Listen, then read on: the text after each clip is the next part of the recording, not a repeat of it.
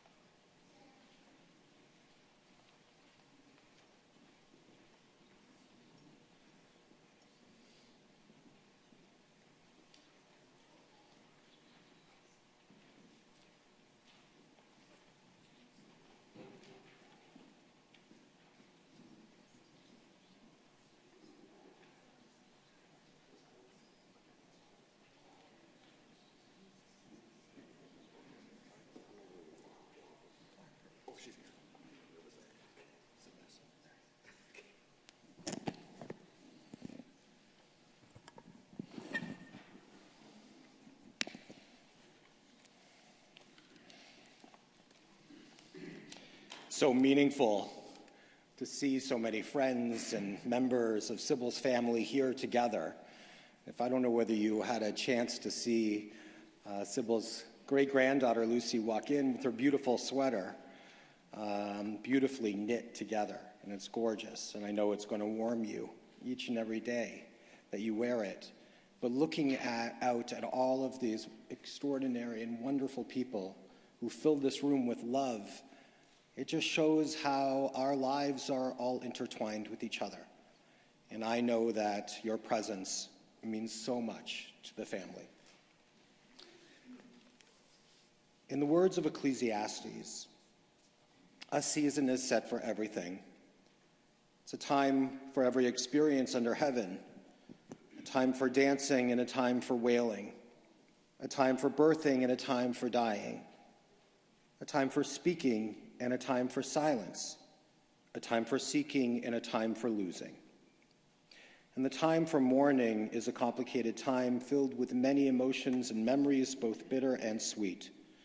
And so we begin our service with the 121st Psalm.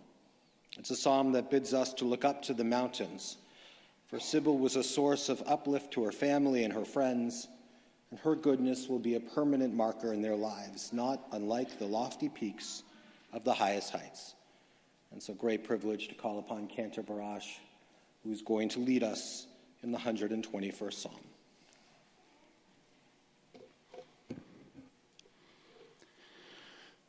שיר למעלות, אשא עיני אל ההרים, מאין יבוא עזרי. עזרי מעם אדוני, עושה שמיים וארץ, הייתן למות רגליך, אל ינום שומרך. הנה לא ינום ולא יישן שומר ישראל. אדוני שומרך, אדוני צלך, על יד ימינך. יומם השמש לא יככה, וירח בלילה. אדוני ישמורך מקורא, ישמור את נפשך. אדוני ישמור צאתך ובואך, מעתה ועד עולם. מעתה ועד עולם. Let us read responsively. I lift up my eyes to the mountains. What is the source of my help? My help will come from Adonai, maker of heaven and earth. God will not let your foot give way. Your guardian will not slumber. Behold, the guardian of Israel neither slumbers nor sleeps. The Eternal is your keeper. Adonai is your shade at your right hand. The sun shall not harm you by day, nor the moon at night. God will guard you from all harm. God will protect your being now and forever.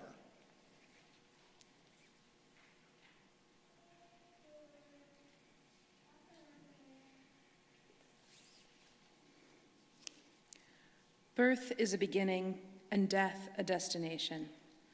But life is a journey, a going, a growing from stage to stage, from childhood to maturity and youth to old age, from innocence to awareness and ignorance to knowing, from foolishness to discretion and then, perhaps, to wisdom, from weakness to strength or strength to weakness and often back again, from health to sickness and back, we pray, to health again, from offense to forgiveness, from loneliness to love, from joy to gratitude, from pain to compassion, from grief to understanding, from fear to faith, from defeat to defeat to defeat, until, looking backward or ahead, we see that victory lies not at some high place along the way, but in having made the journey, stage by stage, a sacred pilgrimage.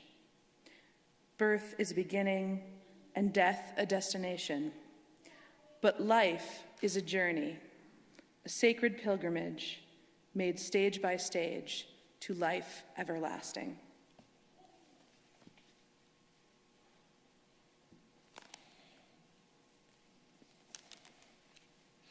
Mourning is the price we pay for having the courage to love others. Even in grief, we know that the wonder of human life is too complex and too magnificent to be memorialized by endless pain. And the gifts of spirit our loved ones gave us cannot be measured or weighed, nor can they be lost or even tarnished by time. Even in our darkest hours, we know that some of Sybil's light and her warmth will always be with us, bringing comfort and courage, and in the fullness of time, healing and peace. Death has summoned our beloved Sybil Suvaisky, and for her love which united us in life and which death cannot sever, for her companionship which we shared along life's path and which still continues through the tenderness of memory, for the gifts of her heart and mind which brought joy and happiness and now have become a precious heritage of the Spirit. For all these and more, we are thankful. We turn now to the comforting words of the 23rd Psalm.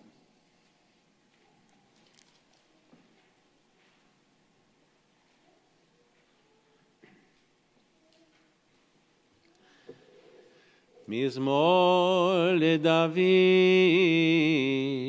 אדוני רואי לו אחסר, בינות דשא ירביצני, על מי מנוחות ינחלני. נפשי ישובב, ינחני במגלי צדק למען שמו. גם כי אלך בגיא צל מוות, לא ירא רע, כי אתה עמדי, שבטך ומשענתך המה ינחמוני.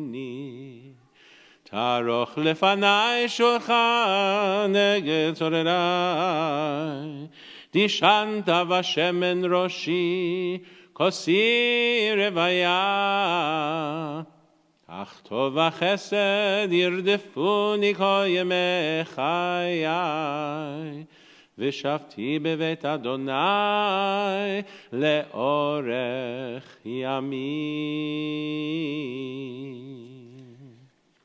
The Eternal One is my shepherd, I shall not walk. God walks with me through green pastures, leads me beside still waters, and restores my soul. You lead me in right paths for your name's sake. Yea, though I walk through the valley of the shadow of death, I shall fear no evil, for thou art with me. With rod and staff you comfort me. You set a table before me in the presence of my enemies. You anoint my head with oil. My cup overflows. Surely goodness and mercy shall follow me all the days of my life, and I shall dwell in the house of the Eternal forever. It's a beautiful story that I often think of in moments like these, about a conversation that took place among the rabbis in selecting a tree that would be the type of tree that would be the ruler of all trees. And they approached a giant elm tree, and they asked the elm tree, "Why, when the wind blows through your leaves, do you make such noise?" And the answer that the tree gave is, "That's the way that I should be known, is by making lots of noise." But when they approached the apple tree, they noted that when the wind passed through the apple tree's leaves, it was quiet and silent. When they asked the apple tree, "Why are you so quiet when the wind blows through your branches?" The apple tree responded, "Because my fruit will testify to my goodness." Now, I wouldn't call Sybil silent in any which way. She had a spirit that was so much larger than her stature. And yet, what truly defines her is her dear family and the love that they surrounded her with and that she surrounded them with. And so it's meaningful that we will hear the words of the fruit of the goodness of her life as they bear testimony to the goodness of their mother. And so it is a great privilege to call upon dear grandchildren. First, we'll call upon Talia and then Emily, and then Gilad will be sharing his thoughts as well through the telephone, which is beautiful as well. And so Talia, if you would come forward.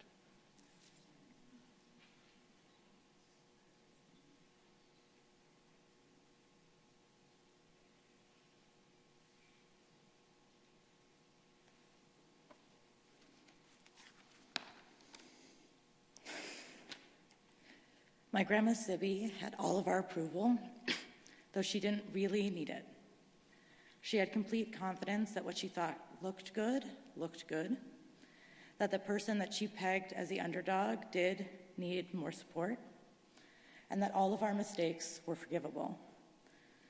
That we and all of her children and grandchildren were as fabulous as she was. There are few among us with that degree of internal certainty or love. Sometimes her perspective was difficult to share, but it was usually because she demanded more of us, to be better daughters and sons and friends and members of the community. But the love that she gave us was only love that we could give back to her. She chose to love us hugely, unrelentingly, and most importantly, unconditionally. She showed us with her unremitting desire to be a part of every conversation, no matter how small or trivial, her sweet touches to our cheeks and our hands, and our apparent joy in seeing us always, and in telling every cashier how many children and grandchildren and great-grandchildren she had. We can't all be as stylish or as funny or as good at knitting as Sybil was, but we can choose to love each other more and better and to value family more and better, the way that she always did for us.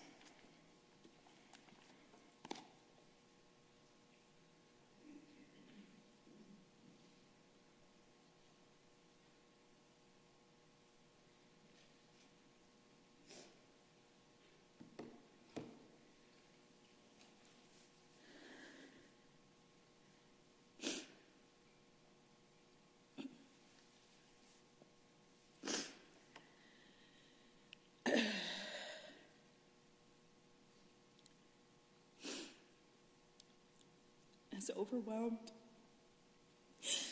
as my grandma could be when she went through her own negative emotions, she was such a good person to have on your side when you were going through something.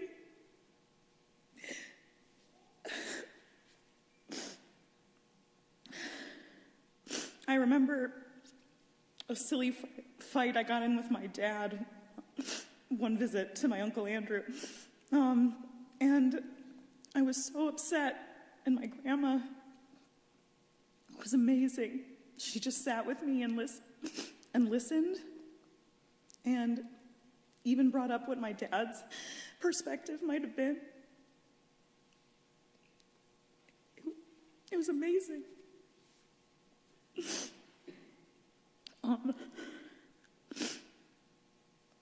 And as lots of you know, I'm now like close to 6 years sober, but before I was, my grandma understood it was a disease. And she told me that every time I was struggling or relapsing, she just said, "Honey, you have a disease." Which was so amazing of her to know that and to believe that, especially coming from her generation, to honestly believe that. And she never forgot when I got sober. She never drank around me. And I know that's because she loved me. My grandma was an open book, too. I could ask her anything about her life, even the painful things. And she was very forthcoming. And again, especially coming from the generation she came from. This is amazing that she really didn't shy away from talking about the tough things, we always joked, how much she loved like her Law and Order and her true crime and stuff like that. But I think that was a real part of her. She didn't shy away from the tough things in life. She taught us the importance of our voice because she was such a strong advocate for her own needs. She knew her inherent worth, and she wouldn't let anybody treat her less than. I always felt a very special connection with my grandma. A lot of us have called her all kinds of terms that relate to her character. A force to be reckoned with, someone who leaves a lasting impression, strong, opinionated, and some less nice versions of those traits. But I've always felt like I shared that personality trait with her too. And she understood me and I understood her. I know some others in the family can relate to that too. That part of her that was just a little, we know what it was. But, at least I'm honored that I carry that with me from her. And I'll never be a wilting flower thanks to my grandma. I think about singing, which is such a core part of who I am, and my mom instilled that in me, and my grandma instilled that in my mom. Same with my Jewish identity. My grandma taught me what it means to be a proud Jewish woman.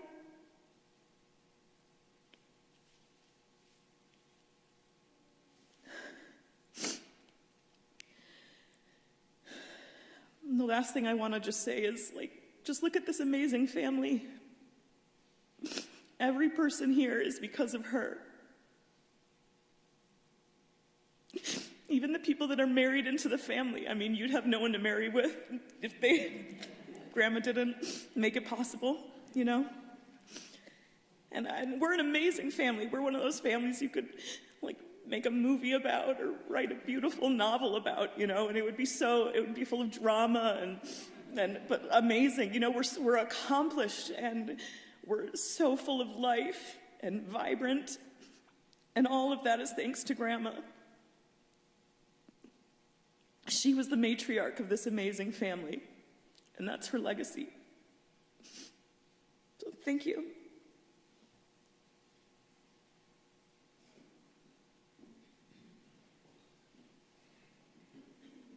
Ready?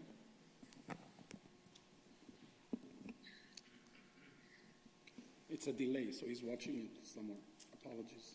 Gilad, you ready? Turn it off. You're on. Video up? Yep, you're on.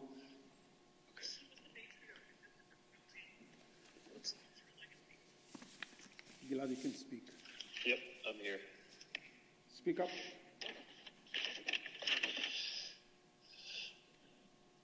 Hi, is everyone there? Yep, Everyone here? I can all hear you. Okay.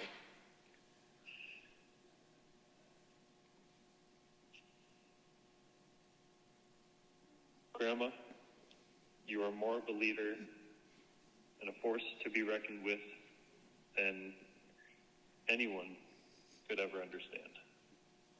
Sometimes even you. I've always felt you with me, no matter where you were or I was. And I bet you love that because you would be with every one of your family members at once if you could. Well, now you can. And even as I write this, I'm still learning from you because you were always the/a prime example of strength and protection in vulnerability. I hope to take your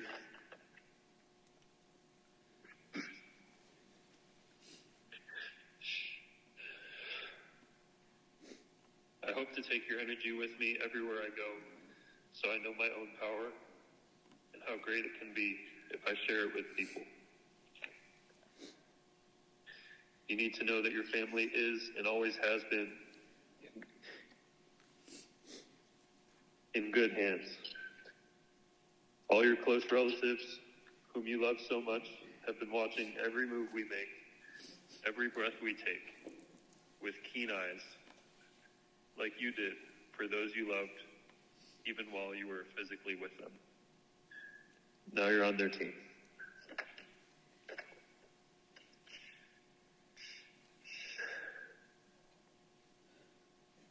And though I didn't get to speak to you,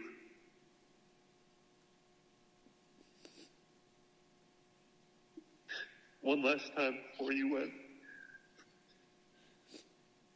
I can only pray that my actions brought you peace and will continue to.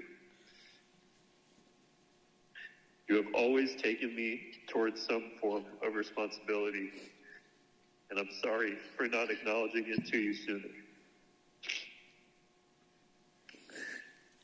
At this point, I'd say rest easy. You did your job, but I'm always going to need my Grandma Sybil.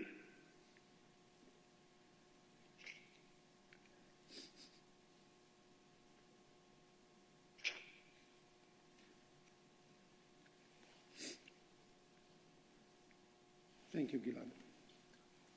Thank you, honey.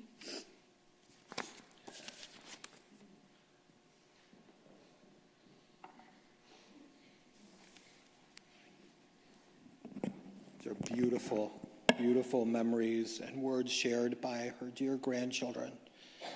And now it's a privilege to call upon Kim, who's going to step forward and speak lovingly as a child, along with, and to be followed by Lori and Andrew and Julie.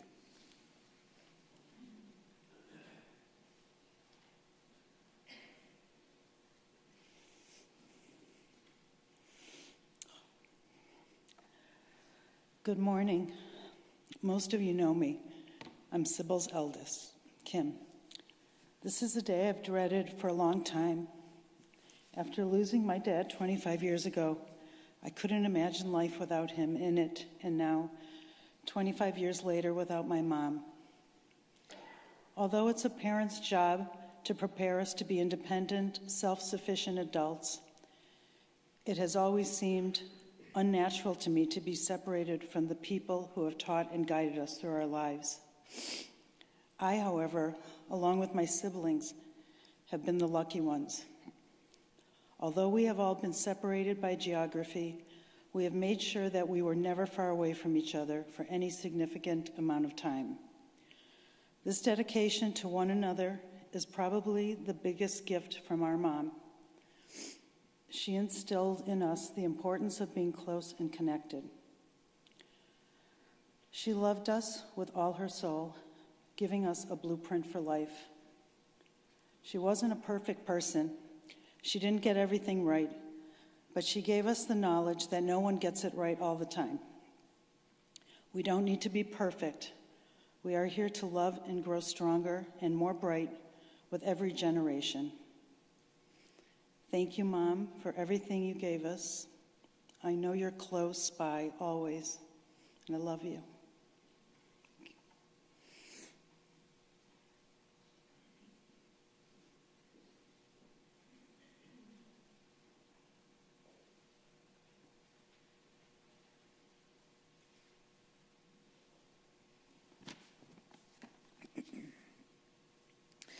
I'm Lori, Sybil's second daughter.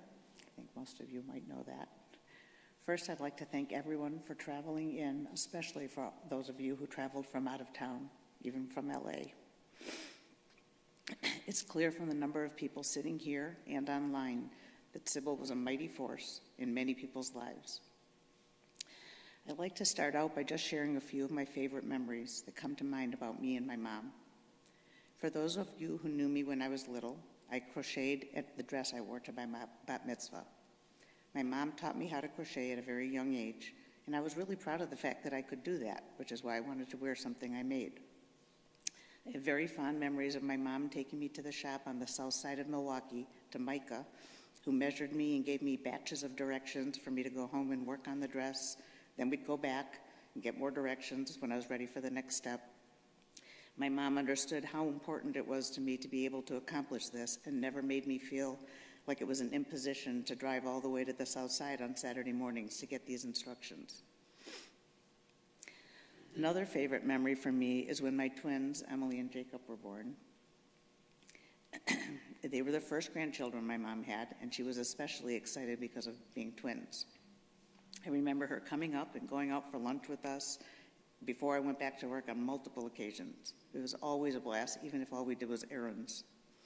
On one occasion, we came up with the idea for her to make them sweaters, and she made graphs of Big Bird and Cookie Monster and knit them into the back of these cardigans that she wore, or that she made for them. I wish so much that I remembered where those sweaters went now that I have grandchildren. As you know, a big part of my adult life has been my commitment to work. People can speculate as to whether or not my commitment to work has always been healthy or not. My mom was always helpful as a voice of reason and a good reality check when I was overwhelmed by work. When I'd complain about everything I was obligated to do, she would say, "Well, they can't make you."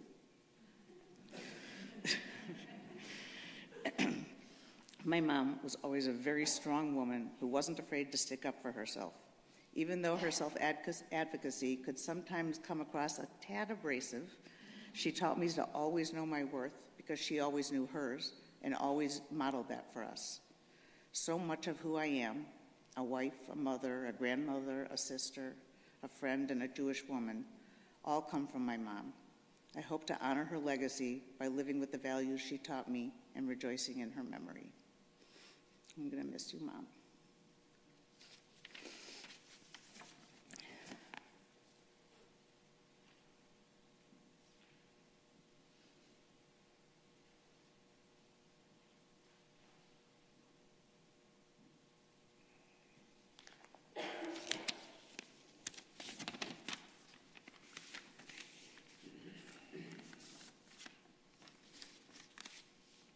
I woke up sort of early this morning. It wasn't hard to write. It turns out to be 2 pages. And I was worried it was maybe too long. And then I heard Emily's and Talia's, my sister's words, and Gilad's. And I thought, how small this feels. Because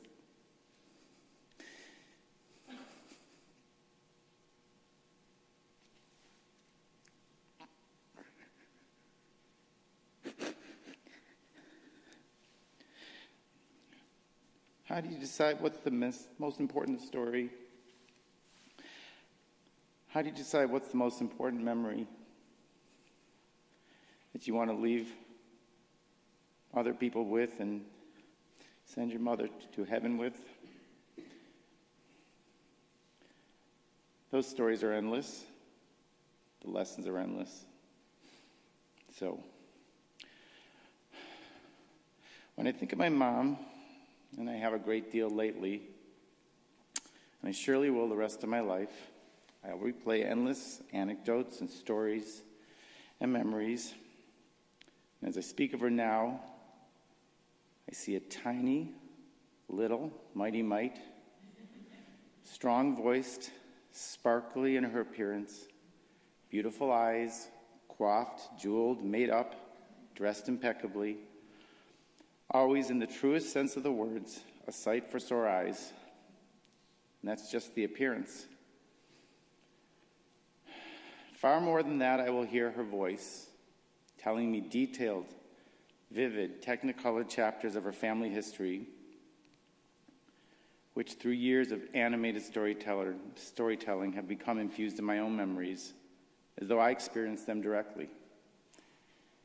They remind me and give me confidence in a long lineage that created a strong foundation for me and my sisters. How lucky we are. And then, greater than family stories, I'll remember and replay specific memories of my mom and how she taught me to always believe in myself. I think this is among the greatest gifts my mom has given me and my sisters. An immutable sense that we have God-given abilities and talents, and most importantly, I can't say this enough, a voice to express ourselves. She would remind us that you need only to acknowledge those abilities and use them and try hard, and success naturally in the moment or in life will follow. Just as a side note, as a story, I remember, and it's true, I can't believe it because it's just, you can't imagine doing this to a kid now. That I was, and my friends know this story, so they tell me back because it's just stuck with them, that when I was maybe 5, she sent me into the kitchen at Big Boy, not to ask where her coffee was, but to tell them that they needed to bring her coffee. That's Sybil. My mom had the strongest inner compass of anyone I think I've ever known. And don't confuse that with confidence in every moment. It was reflected immediately and without filter in her personality and the way that she interacted with the world. This was of how things should be, how people should treat each other, what the meaning of friendship was, that the underdog in any situation should be reached out to, never set apart, that there's always room at the dinner table, especially at holidays, for one or many more, that putting your best foot forward isn't an option, rather it's the only foot you have, and that showing up in your best face, literally and metaphorically, is where self-respect starts. And her worldview on such things, and all such things, was a call to action for her 4 children. It was a mantra to live by. As I got older, I realized that on the flip side of that coin is the reality of a complicated world that, while beautiful, requires more patience and nuance to navigate.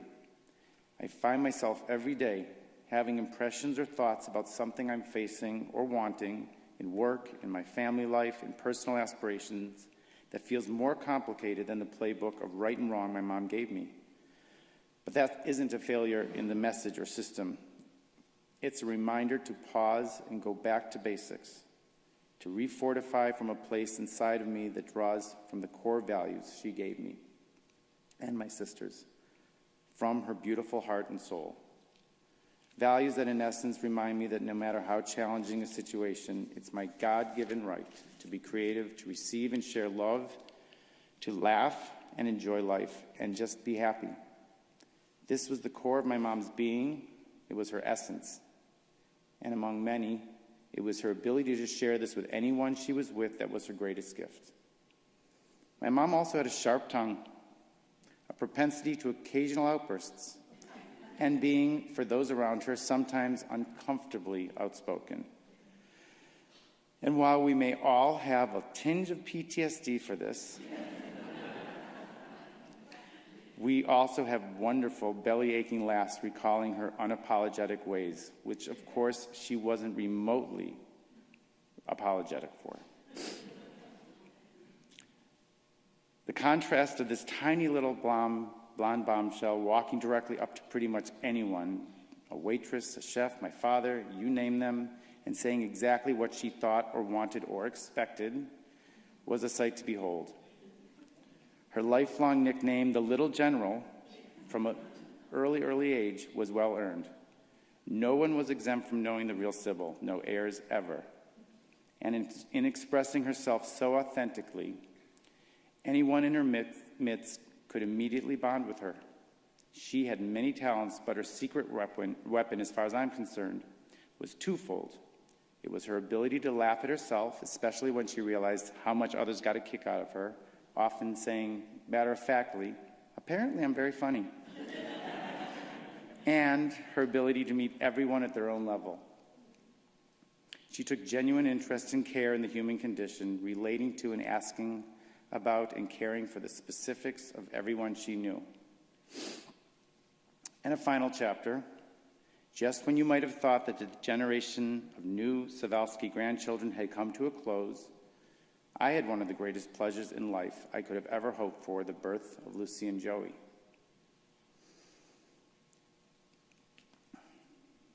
And while this miracle was enough to fill my heart endlessly, I think maybe even greater for me was the joy and pride it brought my mom, who truly adored them in the deepest sense that any Yiddish grandma could.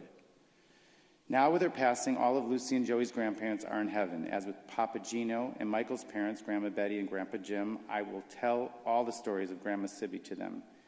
They are joyful and important stories.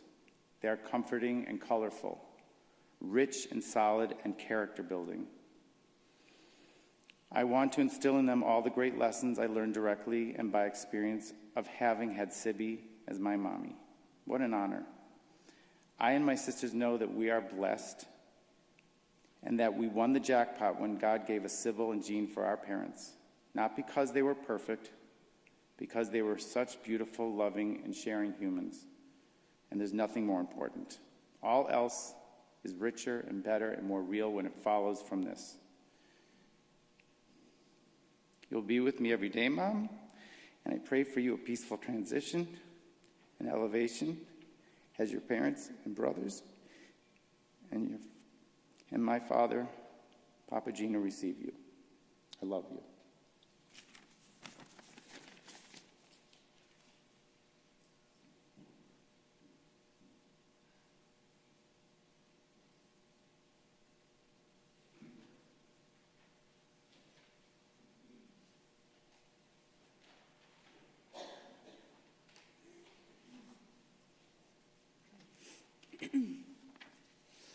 Wow, it's so amazing to see everybody here, all my dearest, bestest family and friends. And such incredible support I've had being the one here and taking care of my mom. It was hard. It was hard, and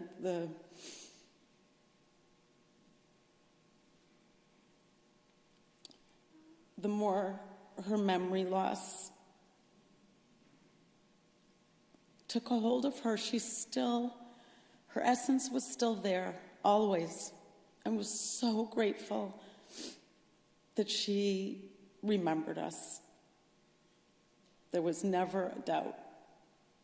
I remember walking into her house one day. I'd just seen her, probably that morning, but I came by to drop something off. And she looked at me and she said, "Oh, I adore you." I'll carry that with me forever. So that's not really what I wrote here. I'll read what I wrote here. Mom, hard to believe you're really gone. I miss you already, which I knew I would. I'm not sure what my life will look like going forward. You were a constant in my everyday, even the few I wasn't able to visit. There were always things to take care of. In true Sybil fashion, you kept me busy up until the very end. I loved our times together, albeit quite difficult towards the end. We always just loved being together. I'd take you out to dinner, coffee, or an ice cream, two of your all-time favorites, just so you could feel part of the mix. Your love for any social outing, including a shiva. Loved a shiva. Stayed with you up until the very end. Hello? Where am I supposed to be going? Hello? What am I supposed to be doing? Your memory loss never really defined you, and your essence always shined through. I'm so grateful that you always remembered Kim, Lori, Andrew, and I, and your grandchildren. And the day before she died, 2 days before, she kept asking for Yoni. How's Yoni? How's his work? How is he? How are his folks?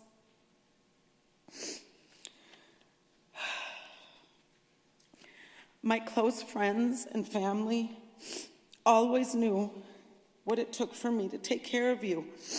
And despite how frustrating and complicated it was at times, I was always reminded that I was doing a mitzvah. But that's not why I did it. I did it because I would miss you when I didn't even see you for a short while. I did it because I felt a deep desire to make sure you had everything you needed. And more than anything, I did it because that's how you raised me. You raised me to always think about others first. No matter what was going on, I was going through personally, or how much of an inconvenience it may have been, my thoughts always went to you. Did I see you enough? Did I treat you with enough patience and kindness? I certainly tried. I could go on, but ultimately, I want to thank you for being the best possible mom. Thank you for always sharing your humor and wisdom up until the very end. And thank you for instilling in me the most important values a person could ever ask for. I truly hope I am able to do that with my children. I love you so much, and I'll miss you forever.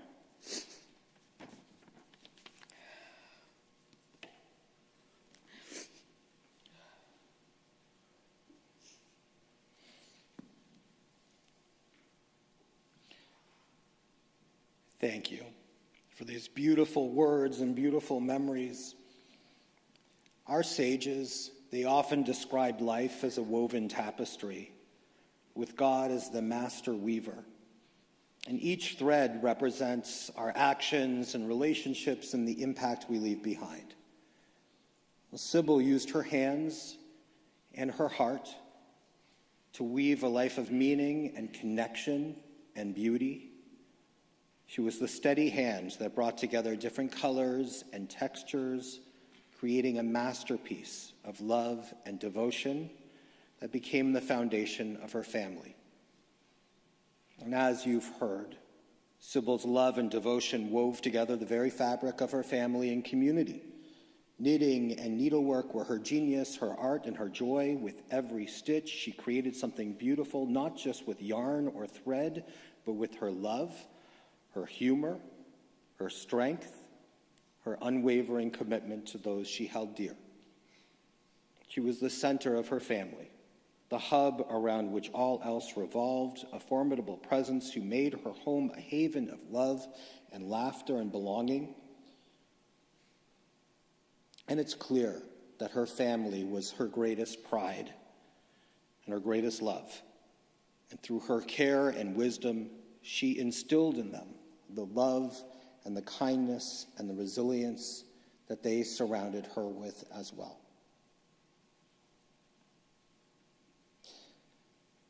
To Sybil's dear children, to Kim and Scott and Lori and Jay and Julie and Yoni and Andrew and Michael, losing a parent is terribly painful, no matter our age or theirs. But each of you carries within you the tremendous impact of her love and devotion, the way she raised you with care and intention and guided you with wisdom and strength. And she loved each of you in that unique and special way that you've described. And her influence shaped not only your lives, but also the values and the traditions that you now carry forward. I know Sybil gave you so much of the memories and the experience that you shared with her, and they make up the fabric of your lives. And 12 grandchildren and 4 great-grandchildren. It's through all of you that her life is going to continue. You shared, all of you, with me how she was authentic in the truest sense, a person who wore her heart on her sleeve, and as you shared, a person who got a kick out of how you got a kick out of her. And every time that your mom and your grandma spent with you, she made you feel special and deeply loved. As you'd shared, she had a way of holding your face in her hands and looking at you with a perceptive and affectionate gaze that made you feel seen and cherished. She would make you laugh, so much so that she became iconic, not just to you, but even to your friends. I heard that at summer camp, her name became a chant, a symbol of her larger-than-life personality and presence. And you described your grandmother as endlessly loving and forgiving. And while she wasn't shy about sharing her thoughts, her quick expressions of tenderness always followed. And she'd call you Dolly or Honey with a warm smile as if to say, that's all, let's move forward. And her love was immediate and heartfelt and enduring. And Sybil's connection to family stretched far beyond the generations she held in her arms. She knew her own grandparents well and was blessed to span 6 generations of her family. And that is a rare and a beautiful bond that weaves together the threads of your family story. Sybil lived a fulfilling life filled with love and devotion and creativity, born into a very loving family in Worcester, Massachusetts. She was cherished by her 2 older brothers, who were 14 and a half and 15 and a half years her senior, who included her in everything. They treated her like a princess and a doll, taking her to football games and dates and to the movies. And Sybil was short in stature, but she made herself known. Even from a young age, her family, as you heard, affectionately called her the Little General, and that stuck with her throughout her life. But her short height didn't limit her perspective. Sybil had the ability to see above it all, guiding her family with clarity and purpose. And it was there in Worcester that Sybil's life changed forever when she met her beloved Jean, Worcester, of blessed memory. The two were introduced at a fraternity party by friends, and Jean was struck by her beauty, and Sybil fell for this handsome, charismatic, and fun gentleman. And they were married at Congregation Emmanuel, where the rabbi likely articulated a traditional blessing. May the two of you have the privilege of seeing your children and your children's children playing at your feet and living lives dedicated to the values you hold dear. And that blessing was prophetic when we look out at this beautiful family. And Jean was the love of her life, and they shared 40 beautiful years together, navigating moves and Jean's service to his country and the joy of raising their children before his passing at 60. And this loss wore heavily on Sybil's heart, but with the support of her family, she persevered. Her life was a testament to strength. Stories of her determination abound, like hitching a ride in the middle of the night after a canceled plane trip to visit her family, or staring down a robber's gun while working at IC London. She was fearless, but as strong as she was, Sybil also had the remarkable ability to laugh at herself and embrace her unfiltered and sassy nature. Authentic to her core, Sybil never apologized for who she was, and her resilience was evident throughout her life. In her final days, Sybil asked, "Is it okay to miss your mom?" This question was profound, and it speaks to the depth of her love and the enduring impact of family. It reminds us that no matter how much time passes, the bonds of love remain unbroken. And just as Sybil missed her own mother, her family will now carry the same tender longing for her, a longing filled with gratitude for all she gave and the love she surrounded them with. All of you here today will feel the void that Sybil's passing leaves in your lives, but she will never truly be gone. You will always think of Sybil surrounded by her family, the warm center of love that is truly beautiful. Sybil will live on in the unique memories you have of her and in the stories of her life that you'll continue to share. And in that way, she has truly gained immortality. Yehi zichronah livracha. May the name and memory of Sybil Suvaisky therefore abide among us as an eternal blessing. And may the source of peace and comfort to all who mourn among us. And let us say, Amen. Adonai natan v'Adonai lakach, yehi shem Adonai mevorach. God has given, God has taken away. Blessed be the name of God. Please take a moment of silence as we remember Sybil.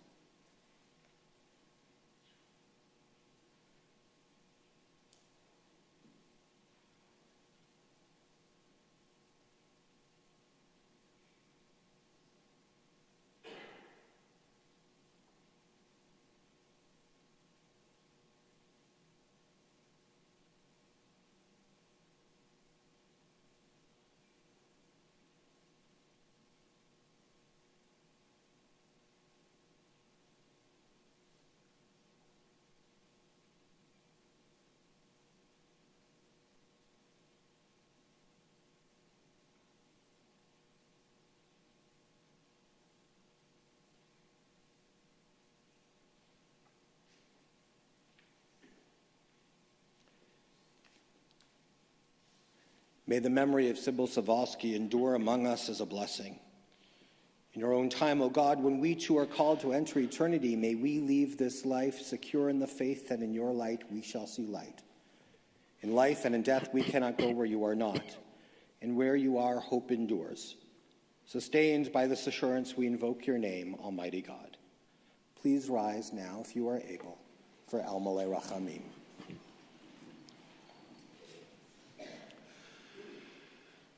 El Malei Rachamim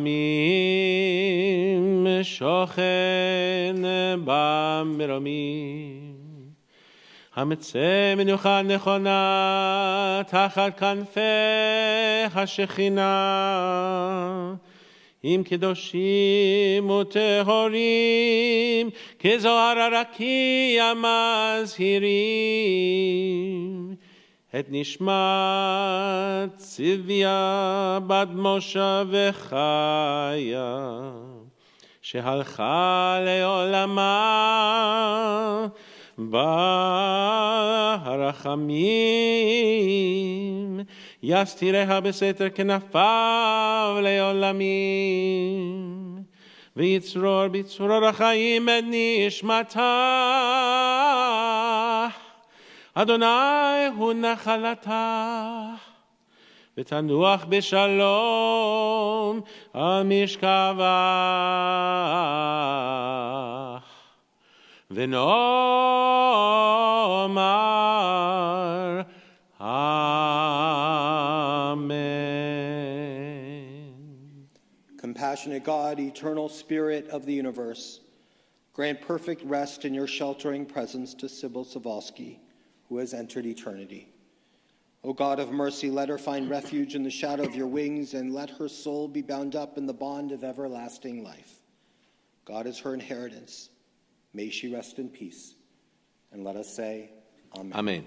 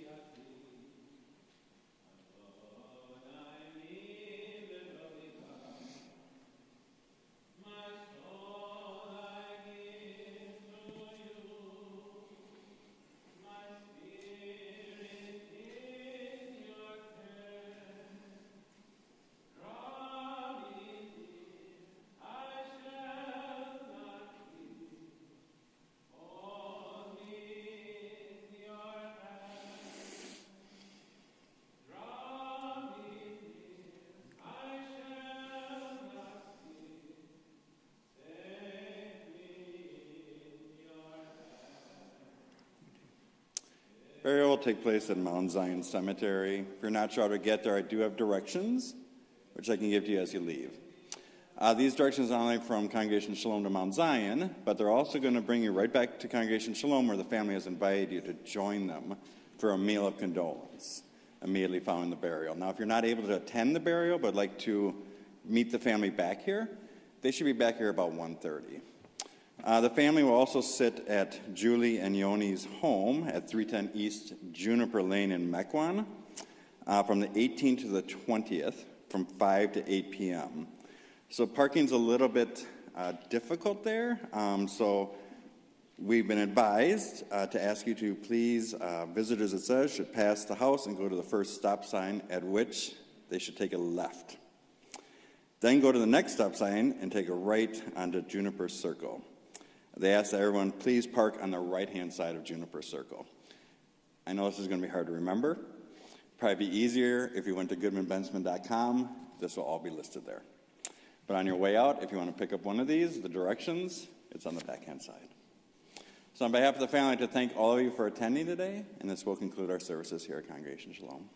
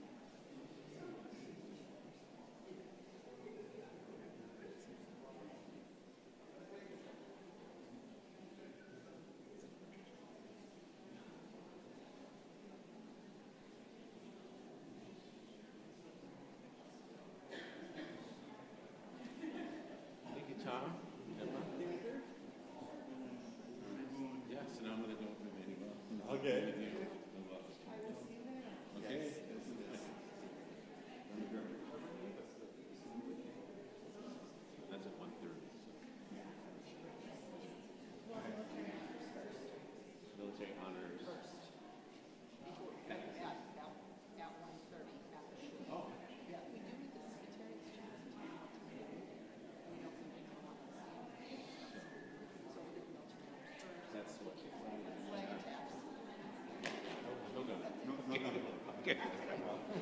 Not inside. Okay. Thank you. Rabbi knows that. Does Rabbi know that?